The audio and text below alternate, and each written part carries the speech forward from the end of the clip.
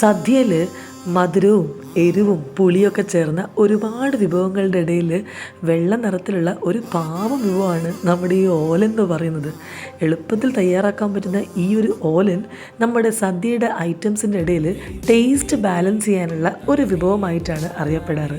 ശരിയല്ലേ? അത് നമ്മുടെ ഒരുപാട് എരിവൊക്കെ കൂട്ടുമ്പം അതിൻ്റെ ഇടയിൽ ഈ ഒരു ഓലൻ തൊട്ട് കഴിഞ്ഞാൽ നമ്മുടെ നാവ് ഒന്ന് ബാലൻസ് ആവും.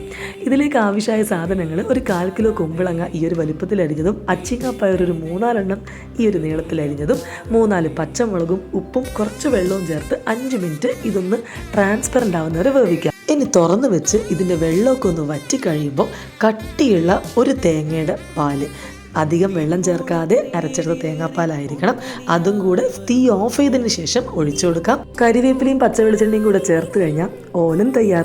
മത്തനും വൻപയറൊക്കെ ഇടുന്നവരുണ്ടാവും, പക്ഷേ എൻ്റെ ഓലനിൽ ഇത്ര ഐറ്റംസ് മാത്രമേ ഉള്ളൂ. എല്ലാവരും ട്രൈ ചെയ്യാം.